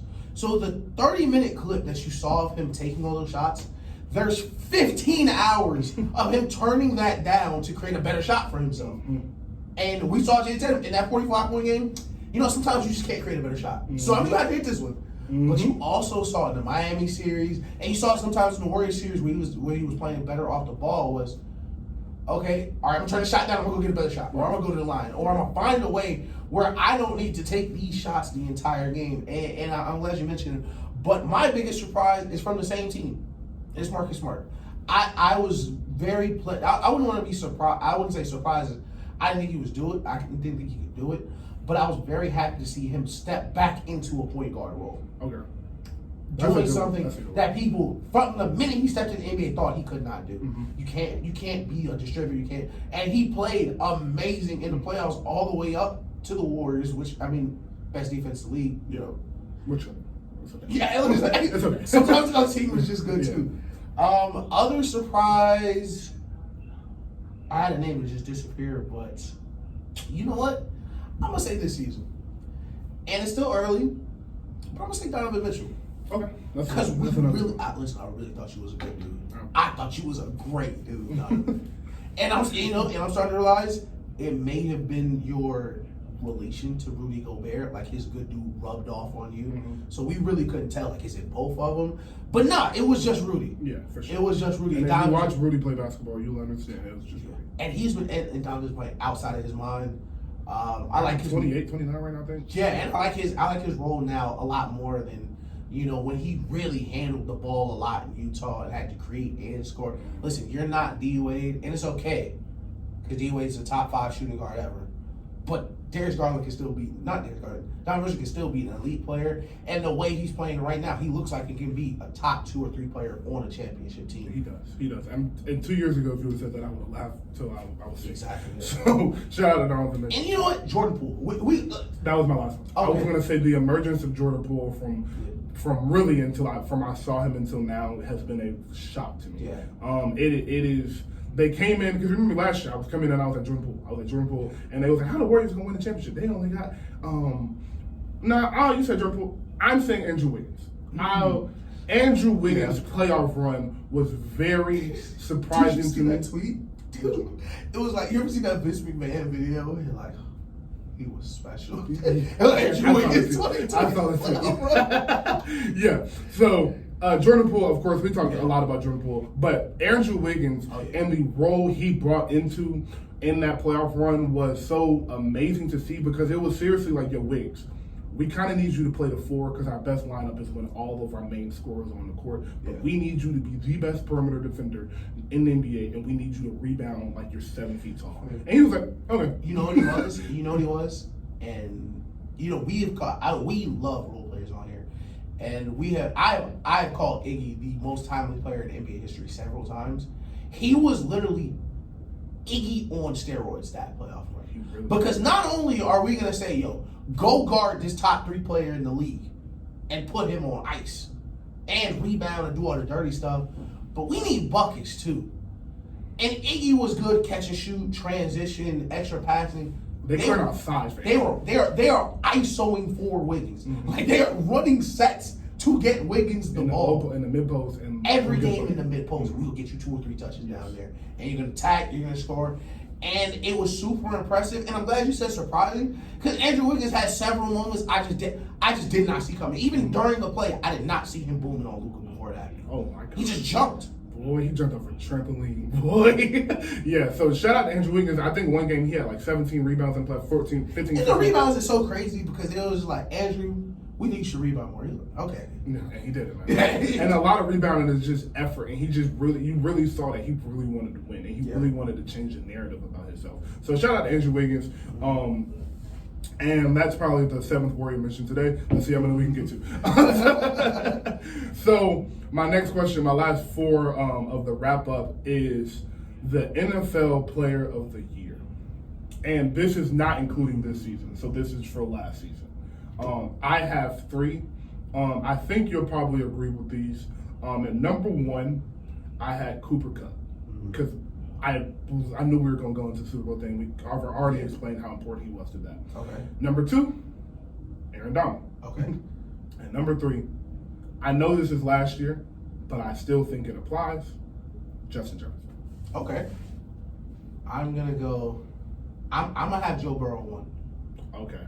I'm going to have Joe Burrow 1 for you. I said Joe Burrow today so many times, I just was like, I'm going to I got you. This year, especially because just this calendar year, no one expected the Vikings, no one expected the Bengals to go to the Super Bowl. No, not at all. And he was amazing. The entire playoff went down to the last play week. Yes. He got hurt in the Super Bowl. Came back. We was like, damn, is he done? Nope. Came right back. Got him back in the game. Yep. Almost won it, And this year, they start 0-2. He threw a bunch of picks. Dang, Super Bowl hangover. Are they done? No. Not even a little bit. They will go into the playoffs beating every team that will be in the AFC playoffs. Shush. Every single team that they may face going into the playoffs, they have beaten. And that's a tough ass schedule too. Crazy schedule. And I would definitely have him 1. I would have Jettas on there for sure. What he's done these 2 years is just insane. And I'm gonna put Tyreek. Tyreek was another one I was thinking about putting on there. I think he changed the life for Mahomes and Tua, and I think you see that. And the minute he touched down in Miami. The minute he touched down in Miami, shit got different. So yeah, I would. And I also wanted to throw some defensive players in there, other than Arenado. I wanted to throw, because this was supposed to be kind of like I said for last year. And if you've done some crazy this year like Justin Jefferson, right. But I did want to mention Micah Parsons. I wanted to mention Micah Parsons and Nick Bosa and Fred Warner, because those are the 2 main staples in that 49ers defense. And if you really love football, and you're more than like a casual fan, you kind of understand. Watching that 49ers defense play is some beautiful shit, bro. Like, it is so great how they fly to the football, the way they collapse on the quarterback every single play. Their DBs aren't the best, but they play within a team. Right. So they, like I said, they fly to the ball. You don't get easy completions on them. You're not just going to walk down and have no 12-play drive on them without feeling like your chest falls out. The 49ers, so this is how good the 49ers is, right? The Raiders can still make the playoffs. And saw the 49ers. It's like, no, he's done. He's done. Take him out. They can still mathematically make there are several teams in the NFL, Packers, holding on to the chance we can make the playoffs. The Raiders saw the 49ers on the schedule, said, we got to beat them again. It was like, all right, we might as well stop. Just don't come in. Oh, man. Because you want to kill somebody trade value, let them play against the Niners. I was looking at a stat of teams' record after the week after playing the Niners. It's awful. That's crazy. Because the 49ers are just so physically different than any other team, especially on defense, because how physical and fast they play. Mm-hmm. And we talk about Mahomes changing the NFL. Another way he changed it is how teams defend everyone now. Mm-hmm. And the 49ers play such an aggressive top-down defense that somehow you can't throw the ball above their head. And if you throw the ball underneath, you're not going to want to catch it. No. So I definitely love having Fred Warner and Nick Bosa in there. And Micah Parsons is a great one, too, because the minute Micah Parsons stepped on the field. Like I said, man, change everything. They thought he was going to be defensive player of the year as a rookie. Change everything. Right. Change everything. Listen, you know what? We don't know if you're Lawrence Taylor. But the fact that we may question it means you should be up here. It means you are doing something right. Yeah. It means you are doing something He's right. not Lawrence Taylor. I wish you would shut up, because I think what you said about Jalen Hurts was super lame. We never got into that. I thought it was super lame. Especially doing that to a black quarterback. I thought it was super lame. But it's just division rival. I kind of get it. Y'all about to play him, so I kind of get it. But on the other side of things, like, bro, just shut up. Just be. And my thing is, listen, you can say that a lot about QBs. I watched Jalen Hurts run that read option versus you. Don't say that was the team. He was running that read option right at you. Right at you. Right at you. And that's kind of my point with that Eagles offense. Like yeah, they're a great team, but no team that is not great wins the Super Bowl. Right. No team that is not great makes the playoffs and runs a deep run. And the great quarterbacks are great because they elevate their team into that. And I think if we're going to be honest, the Eagles are not 14-2, are they? 14-2, 13-2, whatever they are. Yeah, they might be. Whatever they are, 14-2, 13-2, whatever they are right now. That record is not there if Gardner Minshew has played all 15 games this year. That's not true. They might be a fringe 6 or 7 seed right now. Man, I swear they are not where they are right now without Jalen Hurts, and that's very important to mention because y'all be acting like these black quarterbacks like they running skills don't mean a lot. Right. They mean so much. The way Jalen Hurts is able to get downhill, the way he is able to run that read option, run the RPO, because we see quarterbacks do it every week and we just think that it's easy. No, that takes years of film study because you got to know what you're looking at pre-snap to know what the read is. You got to know what the read is, and you have less than a second to decide what the read is. And for people, stop acting like that. And people don't understand, and I think because a lot of people have a short memory on the read option scheme, they don't understand how physically dangerous it is, even if you're going to hand the ball off. Mm-hmm.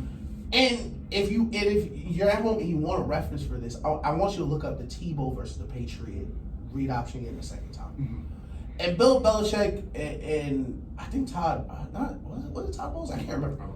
Not Todd Bowles. What's the Brian Flores maybe? Yes. I think so. They did something that I didn't even know was possible rules wise. They said, you know what? Even Tebow hands the ball off, let's just hit him anyway. Yep, and that is a rule. You can do that. And you can literally do that. So not only do you have the second to make that decision, they're going to hit you anyway if you don't make the decision fast enough. Mm-hmm. So it takes a lot of mental processing. And it's so ironic that black QBs are assumed not to be able to process information very quickly when they have to run a system like the read option that demands second by second processing of everything around you. Come on, man. It's crazy to think about. Shout out Jalen Hurts. Shout out Jalen Hurts. So let's take a break real quick, and we will get into the NBA Player of the Year, favorite sports moment, and athlete of the year. And we are back live, Hip Hop 95, Atlanta's #1 streaming hip hop station. Sports year wrap up. I'm gonna throw. Listen, I don't do the gunshots enough. Gunshots, machine guns. Y'all can't hear it on the YouTube. But yeah, man, welcome back. I am so happy to be here. Been a great year, man. Real talk. Sports wise, music wise, it's been seriously been great. I don't know if y'all heard us say this, but shout out to Bad Bunny. We just played him and Cardi. 500 million. 500 mute. It's just a rob. He got 500 million this year. Shout out to man. Shout out to that boy, man. Man. And shout out to who else I want to shout out? Anything cool happened this week? I want to say rest in peace, Pele. Say rest in peace, Pele. Rest in peace. One of the best soccer players ever. Oh, and rest in peace to Twitch, man. Rest in peace to Twitch. Rest in peace. Dude. We're not gonna talk too much about that, but rest in peace, though. Last three things. All right. Let's get it out of the way. NBA Player of the Year. Steph Curry, obviously. Graduated from college.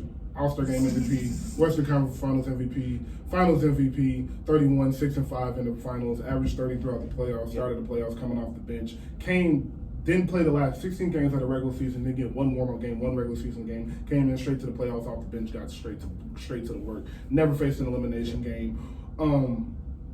Yeah, nothing else to say. We can maybe play it after that, but normally I feel kind of bad how much Warriors talk we have. But listen, they gave him Sportsman of the Year for a reason. Yeah, right. It's not just us. Yeah, like, oh, come on. You know, he did that. You know, we can't take that away from him. Yes. Just because we told you it was going to happen every step of the way, how it was going to happen, who it was going to happen to, doesn't mean that we're biased on giving him credit for it. We just knew it was going to happen. We're just less surprised than the other people. Exactly. We just want to see how it would happen. Like, what would it look like? Like, Yeah, I told y'all from the jump. How's he going to shoot this one? I think they did the math, like 50% of his shots didn't even hit the rim. Like, it's nobody else who can say. Yeah, so that was kind of. I was like, I just wanted to mention that. That's why I said that. He also said, like he said, he won the Sports Illustrated Sportsman of the Year. He hosted the ESPYs and he broke the 3-point record this year. And if he continues at the streak he is on, and he continues to miss less than 20 regular season games a year, that record will never be touched. It'll be like Kareem's scoring record. It'll be like somebody gonna have to play like 15, 20, 22 years and just shoot a lot. Runner up. Just because we have to have another name, I'll throw Messi in there. Oh, this is just for basketball. Oh, just for basketball? Yeah. Yeah. No. All right, next time. There's no runner up. There's no second place. And then maybe Jokic. I guess you want 2 MVPs. I guess. Yeah. So if I had to name anybody else, it was gonna be Jokic for 2 MVPs and then Jason Tatum for doing it. Steve Nash did that. All right. So listen, shout out Steve Nash. Because you kept a job the entire year. No, everyone knew you shouldn't have had. And you know what? That takes persistence. So, favorite sports moment of the year. This is all sports, anything that's happened. And I have a couple. I will start off with the Warriors championship, but we just went over that. So that was, as a Warriors fan, of course, that was my favorite moment. But I had a great time with the World Cup. Yeah. The World Cup was really cool to me. Seeing that at this age was real cool to me. The NFL playoffs were phenomenal, but specifically the Patrick Mahomes Buffalo Bills game, I thought that was one of the best football games I've actually ever watched in my life. I watched a game from start to finish and miss a play, so that was a great moment for me. I also had the All-Star game in here from the NBA. I mentioned that already, but that was a real good, great moment for me. So what do you have? I'm gonna say the Georgia championship. The last play, the pick. Mm-hmm. The last pick. Great. Moment-wise, I remember just enjoying that moment, seeing Kirby and all the players. Like, Kirby jumping. The exhale. Like, Kirby jumping 40 feet, like, not 40 feet, like 5 feet in the air, like, happy that he picked it off. I love seeing that. I love seeing coaches express joy, like, when they finally can, because they know, like, okay, it's over for us. Yeah, I would say the Georgia championship probably was my favorite. The World Cup for sure, Argentina, was it Brazil? I can't remember what it was. One of those countries. But crazy World Cup. I finally got a chance to rewatch it because we were on the air during the game. But amazing back and forth game. Soccer is super exciting, you know, in the World Cup atmosphere because we complain about soccer because nobody scores. But watching the World Cup makes you realize they all hate that. Because the entire World Cup, they're like, yo, we're running out of time to score. I think that would be the atmosphere of the World Cup is crazy, man. And we haven't talked about him yet. I just want to throw his name out there. Justin Tucker breaking the record on that field goal. Oh, that was crazy. I would throw that in there where I was like, man, this is a crazy moment because not often do you get to solidify like, oh yeah, this is the best ever at what he's doing. Mm-hmm. And we are alive to see him doing it. Yes. And Justin Tucker falls into that category for kickers. For sure. I do want to give, this is not my favorite sports moment, but this wasn't talked about a lot, and I do think this should have been mentioned a couple more times than it was. LeBron did pass Kareem in all-time scoring as far as playoff and regular season combined. So LeBron is the all-time leader in scoring right now and counting as far as all total points. So I do think he deserves, of course, he deserves a mention for that. Shout out to him and his longevity, bro. Like seeing him. And I know the year 20 things gets played out, and everybody mentions it every time he do anything cool. And it's like, it's LeBron. He kept his body, it's in shape and all of that. But like, dude, like it really is insane. Like it really is insane for him to be out there still playing, bro. like still playing at a high level. And do I think he could be the best player on the championship team right now? No, absolutely not. But I do think if you dropped him on a couple teams, they'd automatically go to the finals. With his offense, with the knowledge he brings, and the offense that he is able to still play at the level he is, he would be. That's why I do kind of feel bad he wasting the last like couple good years left he had. Nah, he said it yesterday. I don't know if you saw his press conference. It's not working no more. Bro, he said, bro, it's not in me, bro. It's not in me, bro, to be playing for no reason, bro. If he couldn't catch Kareem, I promise he would be out with LeBron energy right now. Hey, listen, I don't know if y'all know, but LeBron's a billionaire. So, if he didn't have, I don't know how you don't know because we mentioned it every show. But if you don't know, LeBron has $1 billion. If Bron would have passed Kareem, Man, Bron would be in the honors box. He would not be chilling. He would not be playing against Orlando on a Tuesday. Oh God, I swear to God he would. And I watched every dribble of that game, and you know what? He is still locked in. I'll say, I don't know if he's still locked in chasing these points. Fam, LeBron was getting downhill. Like, God, like, chill. Like, older players, so like especially Kobe. Kobe used to, Kobe was crazy in transition. Kobe slowed the game down. No, LeBron is still pedal to the metal, like jumping on people. Like, yeah, nah, shut up, LeBron, bro. And then the last question: athlete of the year. Who would you give the athlete of the year to? This is full calendar year, so the full January to the end of this year, and you can go early into 2021 late into 21 if you need to. So full calendar year, who would you consider the athlete of the year? All right, Steph. This is probably one of our shortest segments, but Yes, Steph. it's gotta be Sorry, Steph. spoiler. Because you could take it either way. Because now to be an important athlete, you gotta have a narrative too that is interesting, and you gotta perform at least. The narrative for Steph was, them KD rings. Them KD rings, bruh. Kyrie got hurt that first championship. All your rings really fake. It's just so stupid, but whatever. He got hurt. Listen, they were a 500 team. They got hurt. Got sent home in the play-in. Quinn Cook, all these bums on the team. Shout out Quinn Cook. Sorry about that. But started in 2022. They start the year on fire. On fire. That don't matter. Get to the playoffs. Memphis gonna beat them. Phoenix gonna beat them. Nope. Dallas gonna beat them. Luka better than Steph. Luka better than Steph. It's obvious. They got the Mavs got the best player. Why would they just beat the Suns? Why wouldn't? Did not sole playoff runs. Just from the minute the playoff starts to the last shot of the finals, there are few playoff runs you can put in front of what Steph Curry did last year. Easily. Whether you want to take overcoming adversity, came off the bench. Who'd you play? Boston Celtics were the best defense ever. MVP, most improved player. They went through all of those in that same playoff run without facing elimination game and without another superstar next to him. He solidified himself as one of the only point guards. It's only been 3 that you could argue, 3 or 4, that were the best players on a championship team. Isaiah, easy. Steph, easy. After that, you're stretching for Tony Parker and Chauncey Billups. Imagine. You forgot. Oh, yeah, Magic. So, well, listen. Kareem. He never won without Kareem. Never won without Kareem. That's why I thought you forgot. I thought you were about to say you was one of the honorable mentions. The Steph Magic debate. Now it's really a conversation because Steph has 4 now? Steph has 4 now. Magic has 5. Magic never won a championship without Kareem. Steph now has 2 without Kevin Durant, and he wasn't playing no slouches. One of those was head-to-head with Braun. So what it did for his legacy and just how good he really had to play. Like, Steph was 30 on historic efficiency.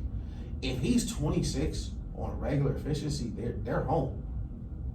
So it would be hard for me really.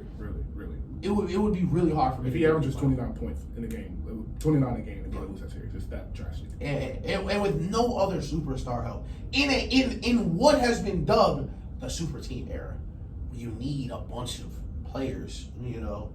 I just do it myself. I will say, shout out to Coach Kerr. Yeah. We were hard on him last yeah. season, but in the playoffs, his adjustments game to game were absolutely. Did you hear what Draymond said about him getting benched in the finals?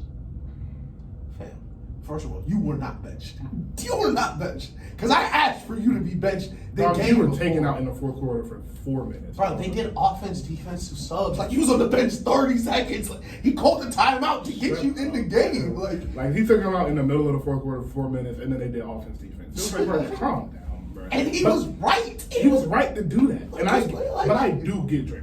Yeah. Like, dog, I won 3 of these. Like, stop acting like you gotta take me out. Like, I will figure this out. I get Draymond trying to get Steve Kerr being like, if they lose, because he said he didn't say never said nothing about it because they won. Yeah. But if they lose, I can get him going back to the locker room. Like, I can get that from his perspective. And that is why we gotta give Steve Kerr credit. Yes. Because it takes some balls. It takes some balls. Because you know what you're doing when you do that. You know who you're taking out that game. And I respect him because it's easier for me to say in game 3 at my house, bench Draymond. Yeah.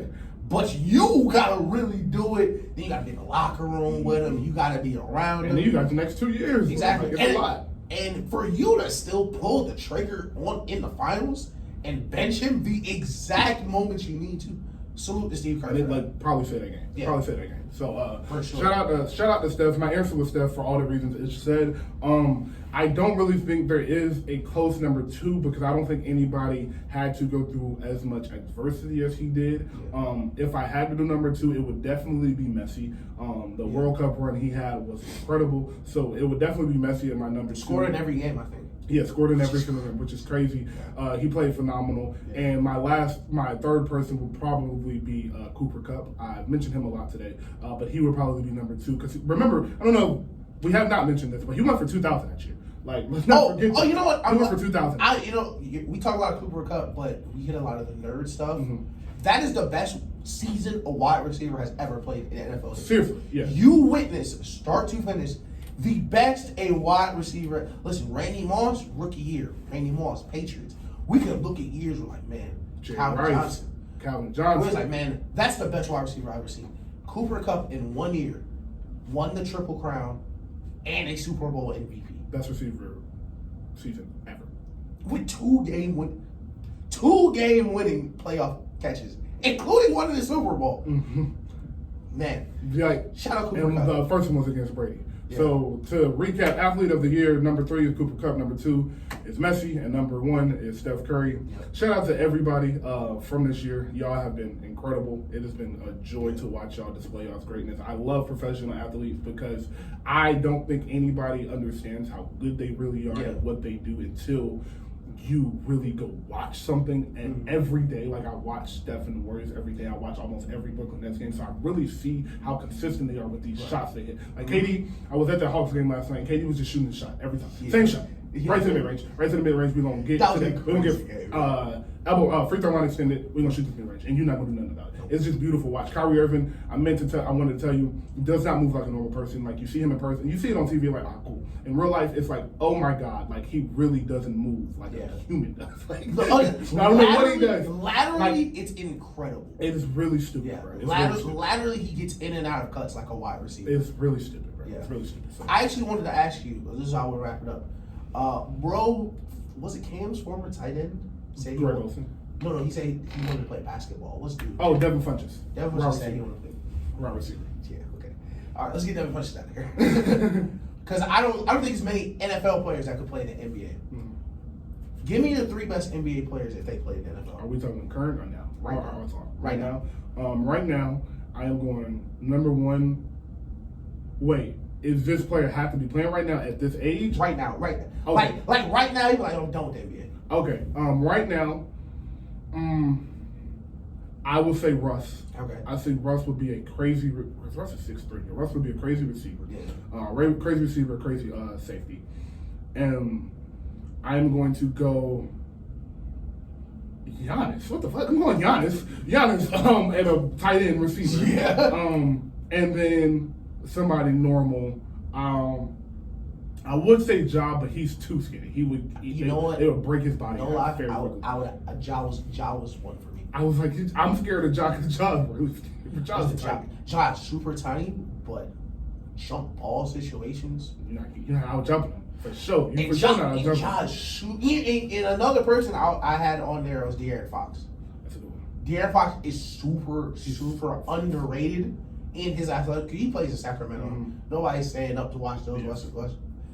End-to-end speed, he is incredible, and he is jumping out the gym. Yes. Like he is dunking on people. And you know what? I also want to throw the Sacramento Kings in there. Surprise this year. We talking about it's a surprise team. surprises this year. Sacramento I Kings. want to give Sacramento Kings, Domantas Sabonis, Mike Brown, De'Aaron Fox, all them credit. Last NBA player, I figured it out.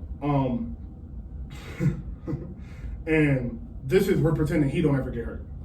But I think Kawhi would be crazy in the NFL. Could you imagine Kawhi getting is jammed by Kawhi? at corner, all right, safety Kawhi. But you realize how tall these NBA players, they look so silly on the NFL field for real. But, oh my God, Kawhi is so physical. Kawhi big, his hands are huge. Imagine really getting jammed. Like there's nothing you can do. Real quick, what you looking forward to in 2023 as far as sports? Anything you're looking forward to? I'm looking forward to the NBA playoffs this year. Yeah. Steph defending his titles. I'm interested to see what Luka does, kind of by himself. Right. Of course, I'm interested to see what Memphis does, coming off of the noise. Zion's first playoffs. Yeah. The Sacramento, looks like they're gonna get in. I'm excited to see LA the could East. get in. LA could get in. I'm excited to see the Clippers if they are able to stay healthy. Right. And then on the Eastern side, we got the heavy hitters, the top 4 heavy hitters in Cleveland, Milwaukee, Philly, and Brooklyn. Did I say something about somebody twice? Philly, Milwaukee, Brooklyn, Boston. So 5 heavy hitters. So 5 heavy hitters. I'm excited for that. And then I'm excited to see where Brady goes. Yes. Very excited to see where Brady goes. So your last 2 would be mine, but for the first time probably in our adult life, I'm excited to see the East. That's a bloodbath. Mm-hmm. That is it, because this Eastern Conference, My this playoffs, boy, there's no flukes getting to the No. final. Last year the Heat made the Eastern Conference Finals. That will not happen this year. No. There are some really, really good teams in the Eastern Yes, Conference, right. and that's up to the 2 seed now. Mhm. Celtics not going nowhere. Bucks not going nowhere. Cavs not going Philly nowhere. looks great right Philly now. looks crazy, and they're all really, really distinct matchups for people. Where you may be the better team, Mm-hmm. but fam, Joel Embiid and Giannis are 7 feet tall. You may have the better team, but What you gonna do, Steph? you don't have a perimeter guard that's going to stop Kyrie, that's going to stop KD. Oh, you don't rebound? The Cavs start 2 7-footers. And they also have Donovan Mitchell. Mm-hmm. And the Celtics, who just went to the finals, they added a 50, 40, 90 backup point guard. And they center is back healthy. And Man, they was in it's finals. exciting. They was in finals with him on one leg. Man, it is exciting. I I'm think excited, bro. The East is going to be an absolute bloodbath this year. I'm very happy to see it. And at the other end, the West is so not stacked. It's impossible to pick. Until the playoff bracket comes out, it's impossible to even guess. Because a lot of it is matchup based. And I actually, the minute Steph got hurt, I was like, is this wraps? And, not really, because first we can talk about the Warriors are finding ways to win games without Steph Curry, which is very, very problematic for the rest of the NBA. Yeah. But even if they were to fall to the play-in, like Draymond said, the Nuggets the 1 seed right now. That would suck for the Nuggets. The Warriors with the 8th seed, like, oh. Yeah, you beat the Nuggets. Now you're the 1 seed. Now you have the same path that they would have. Yeah. And so I think that would that I'm looking forward to. Brady, yeah, I'm interested to see what's going to happen with Brady. Really interested to see. Because he didn't want to play for the Bucks this year. Right? That's what I'm saying.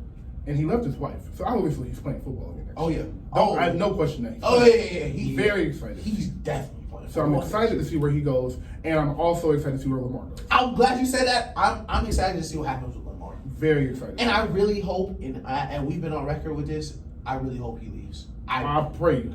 I pray to God pray he this. leaves, because I really want to see what Lamar can do on another team. And I really think San Francisco could have the pieces to get him. And if San Francisco could put the pieces together to get Lamar, GG's NFL. Yeah, that might be the three people this time.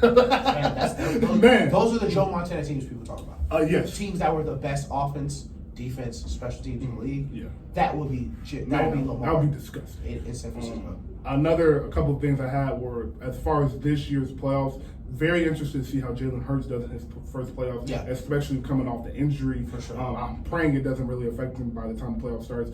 I'm really interested to see what happens with Brock Purdy, because he has been great. Not good. He has been a great quarterback these past 4 games.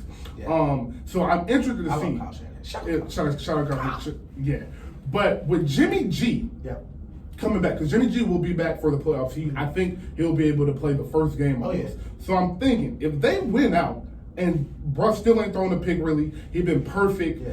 They've been scoring as much as they were with Jimmy G. Like, do you make that switch? What do you do? I'm really excited to see that. You know what? I think Kyle, especially because they had him as a third QB on the team, which a lot of teams don't really do, especially a team with as much talent as the 49ers. I think he knew that he would be capable of this, especially where Brock Purdy came from. Like, he was picked 199, but he was also in Dallas where they loved him, but they just happened to have Cooper Rush. So they let him go. I cannot see him riding with Jimmy G. I cannot see him putting G back in there. I really can't, because how the last playoff run ended with Jimmy G. Had Jimmy G been playing well, or Jimmy G just got hurt, or whatever the case, like, their last playoff run ended with them as an organization saying he cannot be the guy. Right. So I think what they see in Brock Purdy, listen, Brock Purdy got a good arm. He does. Makes decisions really quickly. Very quickly. The team likes him. Listen, I really like Brock Purdy. I do too. And I like, and Michael, he got the Mike White kind of thing, where now old school QBs are kind of like a rarity. Like, a guy who's just going to drop back and pass. Like, oh my God. Like, but they're effective because that still works. In the NFL, we talk about Devontae Smith, like, he's too small. Things in the NFL that work as a wide receiver is, can you catch, can you separate, and can you protect yourself? Devontae Smith can do all 3. If you're in the NFL and you can complete passes and you don't turn the ball over, you will always have a job. Because it's not 32 people on earth that can do that. It's not. Even if you do hit that Jimmy G button, all the nasty stuff on Jimmy G resume, people kind of wash away because, hey, sometimes he completes passes. Yeah, sometimes he completes passes, and that's enough in the NFL. It's enough, bro. So I think he'll ride with Brock Purdy as far as they went, to be honest. I do too. Because I don't see them losing. I don't either. I don't either. We'll get into our Super Bowl picks next show, so I don't want to spoil that. And listen, Jimmy G ran through the back of the end zone, and he kept playing so sick. Brock Purdy can watch Jimmy G run through the back of the end zone and throw a pick on the same play. I think he's playing with house money. Last two. Oh, before we move on, the real question is, if they win the bowl, what do you do with Trey Lance? That's the question. That's the question right there. That's a good one. That's a good one. I don't know. I really don't. Wow. If you win the bowl, I'm gonna sleep on that. I'll get back to you on that. That's a good question. I gotta watch these next few games. I'm gonna get back to you next week. Last thing on NFL, next year I'm excited to see what Justin Fields does, because I think he had a great year this year. I think the running that he was able to display will be a huge threat. I think this offseason he will become a much better passer, more accurate. I'm looking for them to draft a receiver and a tight end this year in the draft and get some real weapons around him and really see where they go. And then the last thing I had was, I'm very excited, very, very, very excited. I'm probably more excited about this than anything other than basketball. I'm excited to see what Deion and Sugar do in Colorado. Oh, yeah. Very excited. I cannot wait to see that. I want to add another name to a previous segment where we talk about surprises. I was very happy for Jeff Okudah this season. Jeff Okudah was one of the players I was really happy for, who blew his Achilles, I think, his first year. Achilles. Yeah, that's back corner. That's hard. Yeah, that's hard to come back. Corner. And came back playing great football. I just wanted to throw his name out there. Yes. And looking forward to next year, I want to see Jammo. I'm really excited to see Jammo. So get him get unleashed. And not have a season where, like this season, where you're rehabbing in the off season. You're not really practicing because you're rehabbing. You're really trying to get shape. No, where you're really, listen, you're the number one receiver. We know that. You're at practice. You're not rehabbing. And I'm really excited to see what he can do, because that Lions offense has talent. It does. And he's struggling with the touches, and it's like, but you got to realize, like, I think we spoke about this 2 weeks ago with their timing as a quarterback. Yeah. And if you haven't had real time with a receiver, it's hard for you to time how they're going to come out of the breaks, how fast they're going to come. Because he is a 4-2 guy. So it's like, you got to adjust to that as a quarterback. So it's not always just about Jared Goff been throwing to slow people all year. Like, yeah, bro. Like, hey, you got the out route pretty quick. Like, how bad? Yeah, for real. And that, like in NFL, like you throw a pass, like it's a turnover. Like I don't know if y'all play Madden, but you throw a corner route a second late. That's a pick, bro. Yeah. Like, so it's just think it's like that on Madden. It's way worse in real life. NFL is better to watch on TV, but I recommend everyone to go to an NFL game at least once so you see how actually big that field is. Because that field is extremely big, bro. Like, it looks small on TV. Y'all gotta understand, every yard is 3 feet. That 10-yard out was a 30-yard throw. And that's just a first down. Dog, that 10-yard out was a 30-yard throw. Repeat that. Like, it was 30 yards he just threw, bro. Like and he got 10 yards. Yeah. And in college, the hashes are, this is like football nerds stuff. The hashes in college are so wide, the ball starts farther to the sideline all plays. So those out routes aren't as far because you don't have to stretch the whole field. No. The NFL hashes are so much smaller. You literally are throwing 30 yards to get the ball 15. Like 15 yards. Yeah, crazy. Same thing with the running, like jet sweeps. You run the ball, you ran 27 yards to pick up a first down for 12 yards. Like it's crazy, bro. Yeah. So it's like that, and I love football. Shout out Jalen Waters. I was watching shout out Jalen Waters. But I was watching what was it? I think it was a 49ers play. Yeah. And it was just a regular run for Christian McCaffrey, and the way they just blocked. This is nerd stuff, sorry. Yeah. The way they just blocked it, and the whole like just open, and then Christian McCaffrey just followed his lineman. It was like, bro, football. The Ray McCloud. Football is so Ray McCloud. Yes, that was the other one I saw. Incredible. It was like the Red Sea just parted open, dog. Yeah, like, you wanna know why? Because they hit harder than you. And that is why the Raiders will not be playing starters today. Shout out to y'all, man. It is Thursday, so this feels weird. I keep having to tell myself that while we're sitting here. But thank you for sitting with us. The show will be up today. Nah, it actually might not be. What time? I got some stuff. I got to go take Taylor out for dinner. So shout out to Taylor. Happy birthday. Happy birthday, Taylor. It's your birthday? No, tomorrow. So, yeah, I will have the show up. Definitely birthday tomorrow? Yes. That's crazy. So I tell her that every year. But strive for great. But I will have this show up soon, before Saturday, definitely. Yeah. So thank you guys for sitting with us. Y'all be blessed. Have a great New Year. I hope you guys had a great holiday, and like I said, have a great year. 4 years wrapped up, and we will see y'all next year, man.